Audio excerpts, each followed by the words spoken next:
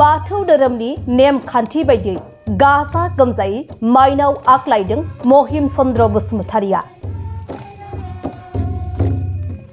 बर'हा गावनि धोरोम होननानै बुङोब्ला दं बाथौ धोरोम, जेराव दं मोनबा गोथौ गोहोनि बिगोमा आनान गसाइ सोरजिगिरि बोराइ बाथौनि महिमा।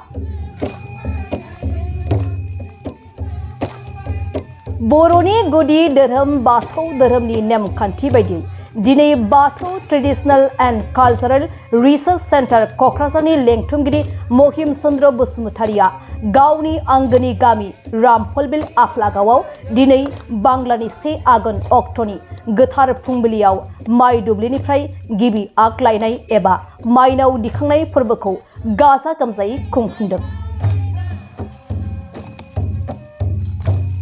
गामिनि रायजो राजाफोरजों लोगोसे खाम, जथा, सेरजा, सिफुं दामनानै गोथार बाथौ आरजनि देंखोजों बरायनानै महिम चन्द्र बसुमतारिजों लोगोसे अनसुलि बिसिया नखरनि माइ दुब्लिनिफ्राय बाथौ धोरोमनि नेमखान्थिजों आगिबि माइनावखौ दनाव दोनना खर'आव रुजुनना न'सिम लाबोयो।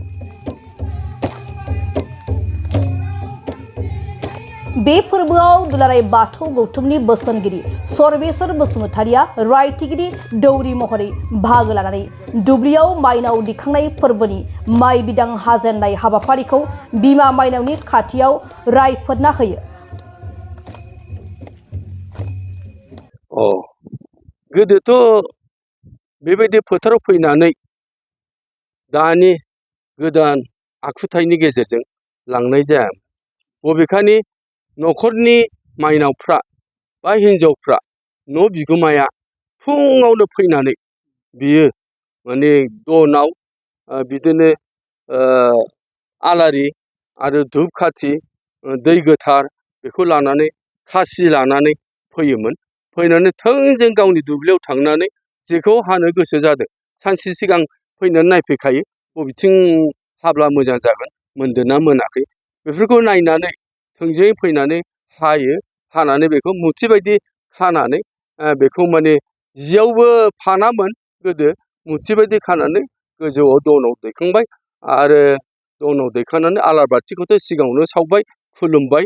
बिनिफ्राय आइ माइनावखौ खुलुमनानै बे थोंजों रावजोंबो रायलायालासेनो गावनि न'आव थोंजों थांनानै गाव जेराव बाख्रि आगानाव दोनहैयो ना न' सिङाव दोनहैयो बेबायदि लाङोमोन।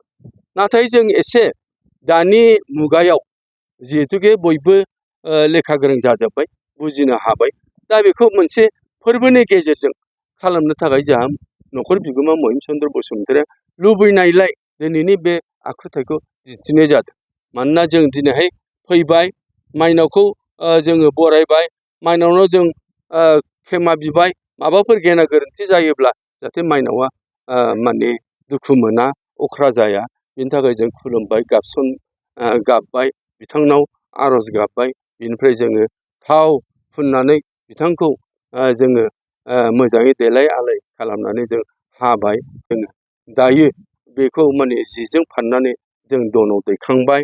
दनाव दैखांनानै जों दा लांनोसै न'खराव, जाहाथे बियो आलो गोजोनै जाहाथे अन्थाइ बायदि गिलिर महर लानानै जाहाथे महिम चन्द्र बसुमतारि आरो हेमलता बसुमतारि न'आव थाबाय थायो आरो बिथांनि न'खरखौ जाहाथे अरायबो आबुं महरै थानानै बिथांमोननि जानाय लोंनाय गथ' गथाय फिसौ फिथाइ जाहाथे बेबायदिनो जुगे जुगे मोजाङै संसार खुंलांनो हायो, बे मिजिंखौ थिनानै आं मुस्रि सर्वेश्वर बसुमतारिया दौरि जानानै बे बाथ्राखौ आं बुंबाय आरो आं आफा इसोर बोराइ बाथौनावबो आरज गाबबाय।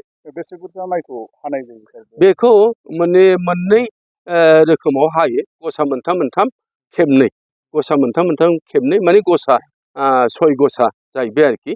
बेखौ हानानै जों लाबोनाय जादों।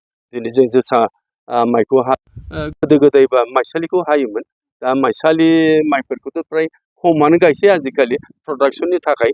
बेनिखायनो दिनै जोसाखौनो ओंखाम गोरलै जाजेननाय जायोब्ला बेखौनो हानानै लाबोनाय जाबाय। बे फोरबोनि गेजेरजों जों बर' एबा बाथौ धोरोमा मा फोथायनाय दङ?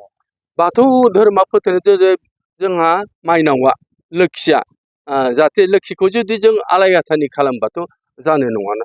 जोंनाव खेराइयावनो दंखायो जे माने आथिंजों जोथ्रोदफ्लांबाय, दैयाव फानसे अराव फानसे खालामफ्लांबाय, बे दायनि थाखाय निमाहा बिनांगौ। बेखायनो जों बे आइ बिमा माइनावखौ जों आलो गोजोनै जाहाथे जों न'आव सौहैनो हायोब्ला बे अरायबो गोथारथि जायो आरो न'खराबो गोजोन जायो बे जिनिसखौ जों साननानै लायो।